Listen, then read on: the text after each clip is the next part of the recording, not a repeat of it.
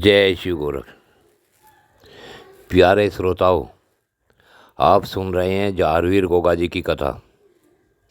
आज जारवीर गोगा जी की कथा का भाग 11 है। श्रोताओं, आपने पिछले भाग में सुना कि धोखे से रानी काचल रानी बाछल के कपड़े पहनकर गुरु गोरखनाथ जी से 2 पुत्रों का वरदान लेकर चली गई। जब रानी बाछल बागों में गई तो सब कुछ सुनसान पड़ा था।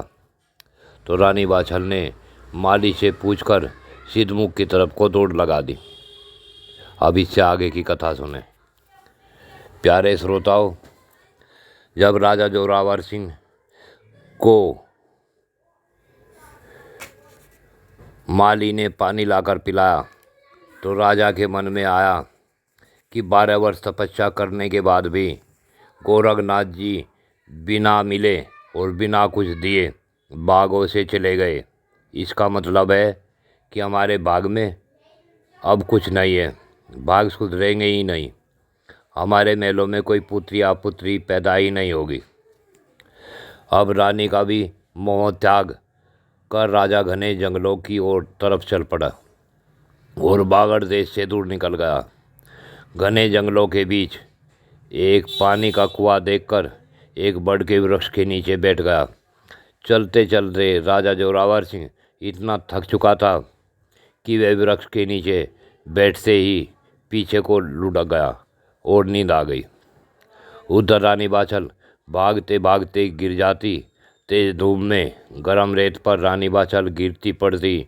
हे गुरुदेव की रट लगाते हुए चली जा रही थी। चलते चलते दोपहर तक गुरु गोरखनाथ जी सिद्धमुख के कुएं के पास पहुंच चुके थे। सो वहाँ वट वृक्ष की छाया देख कर गुरु गोरखनाथ जी ने अपना धूना लगवाया तथा सभी शिष्यों को सिद्धमुख गांव से भिक्षा मांग कर लाने का आदेश दिया और स्वयं गुरु गोरखनाथ जी धूने पर बैठ गए और ध्यानमग्न हो गए। तथा ध्यान में गुरु गोरखनाथ जी ने देखा कि रानी बाछल गिरती पड़ती चली आ रही है तो मंद मंद मुस्कुराने लगे। तथा उधर रानी बाछल गिरती पड़ती हे गुरुदेव की रट लगाती हुई और रोती हुई गुरु गोरखनाथ जी के चरणों में आकर गिर पड़ी। फिर रोते रोते बोली, हे गुरुदेव, आपने ये सब क्या कर दिया? आपने मुझे धोखा क्यों दिया? रोते बिलखते बोल रही थी, शाम को मुझे विश्वास दिलाया था कि खीर का भोग लगाना है। सुबह जब मैं खीर लेकर बागों में आई तो वहाँ सब कुछ खाली था, धूने भी खाली थे।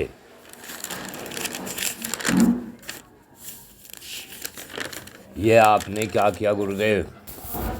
आपने अगर मेरे बाग में पुत्र नहीं था तो इतनी कठोर तपस्या क्यों करवाई? आपने मुझसे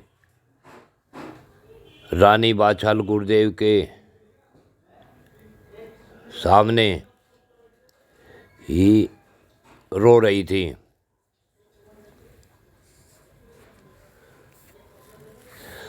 और कह रही थी कि गुरु गोरखनाथ जी अंदर ही अंदर मुस्कुरा रहे थे।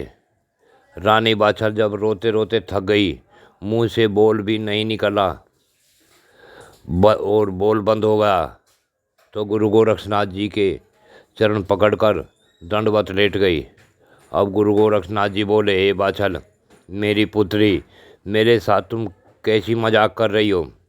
सुबह ब्रह्म मुहूर्त में ही खीर लेकर धूने पर आई थी तथा तेरे भोलेपन के कारण ही मैंने दोनों बहनों के लिए एक एक पुत्र का वरदान दिया है। अब तुम यहाँ क्यों आई हो? क्या किसी साधु का धर्म भ्रष्ट करने आई हो? इतना सुनते ही रानी बाछल को इतना क्रोध आ गया कि वह भूल गई कि मैं किसके सामने हूँ। फिर भी अपने क्रोध को दबाते हुए बोली, हे गुरुदेव, संसार तो मुझ पर सदा ही लांछन लगाता रहता है, परंतु इस प्रकार के लांछन लगाने में आप भी जो सब कुछ जानते हैं मुझे कलंकित कर रहे हैं। क्या मैं आपको कलंक नहीं लगती हूँ? हे गुरुदेव, कम से कम आप तो मुझ पर कलंक न लगाओ। कहते कहते रानी बाछल जोर जोर से रोने लगी। गुरु गोरखनाथ जी बोले, बेटी, इन्हीं वस्त्रों को पहनकर आने वाली अगर तुम्हारी हमशक्ल बहन काछल वो कैसे आई? अगर वह आई भी तो मैंने तो दोनों बहनों के लिए एक एक अलग अलग 2 जों दिए थे। फिर तुम्हारे आने का कारण क्या है? रानी बाछल बोली, हे गुरुदेव, काछल अगर आई थी तो उसने मुझसे धोखा किया है। रात्रि में वह मेरे पूजा के वस्त्र मांग कर ले गई थी।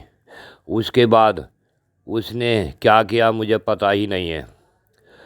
उसने मेरे से पूजा के वस्त्र भी अपनी नौकरानी के द्वारा ही मेरे यहाँ भिजवाए और तबीयत ठीक न होने की को कहकर मेरे पास भी नहीं आई। अब आप कुछ मेरा भी भला कर दें। गुरु गोरखनाथ जी बोले, पुत्री संतान बिखरी नहीं फिरती। तुमने जो तपस्या की थी उसी के बदले में 2 पुत्रों का वरदान दे चुका हूँ। अब तुम वापिस जाओ, मेरे पास बेटों की लाइन नहीं लगी है। रानी बाछल तो पैरों में पड़ी रो रही थी। बोली, गुरुदेव, अगर आपने मुझे संतान नहीं दी तो मैं यहाँ आपके इस धुने में जलकर प्राण त्याग दूंगी। मैं खाली हाथ बिना संतान लिए वापिस नहीं जाऊंगी। गुरु गोरखनाथ जी ने तुरंत समाधि लगा ली और होनी लोक में पहुँचे। वहाँ माता शक्ति बेमाता बैठी थी। बोले, हे माता जी, मैं बागड़ की रानी बाछल को पुत्र प्राप्त होने को कह दिया है। वो मेरे पास जो भक्ति थी उसके द्वारा 2 पुत्रों का वरदान दिया, परंतु उस भोली भाली देवी के साथ धोखा हो गया है। अब आप मुझे कुछ उपाय बताए कि वह देवी पुत्रवती कैसे होगी। बेमाता बोली, हे नाथ शिरोमणि, यह देखो उस देवी की कुंडली। उसके भाग में इस जन्म में भी कोई संतान नहीं है, तो मैं इसमें तुम्हारी कोई सहायता नहीं कर सकती। तब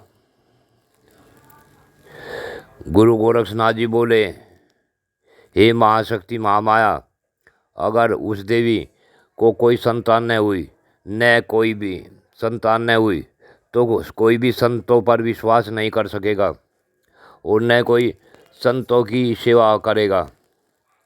अगर वह मेरे धुने में जलकर मर गई तो मुझे भी नरक में जाना पड़ेगा। आप कोई तो उपाय बताए कि मैं अब किस प्रकार से उस देवी का भला कर सकता हूँ। हे दिव्य शक्ति महामाया, अब आप मेरा कोई मार्गदर्शन करें।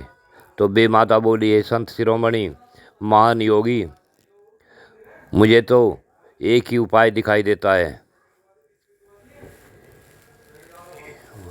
इस बाणे की इज्जत बचाने के लिए आपको अपने किसी शिष्य की अपने धुने में आहुति चढ़ानी है। उसी शिष्य के जीव को अपनी झोली की गुग्गल में मिलाकर उस देवी को दे देना। वह देवी उस गुग्गल को गाय के दूध में मिलाकर पी लेगी और उसे 9 माह बाद वह शिष्य पुत्र रूप में उसके यहाँ प्राप्त हो जाएगा। इतना सुन गोरखनाथ जी ने अपने शरीर में वापिस आकर आंखें खोली और बाछल को धुने के आगे औंधी लेटी देखी तो गोरखनाथ जी ने जन्मेजय जैसे कहा, शिष्य, तुम इस कोढ़ से मुक्ति चाहते हो? जन्मेजय बोला, जी गुरुदेव। गुरु बोले, अब आप धुने में बैठ जाओ। तो जन्मेजय बोला, गुरुदेव, मेरा नागों से बैर है। तो गुरु बोले, मैं तुम्हें वचन देता हूँ कि पूरा नागवंश तेरी पूजा करेगा। मेरी योग शक्ति तेरे साथ रहेगी। जय शिव गोरक्ष।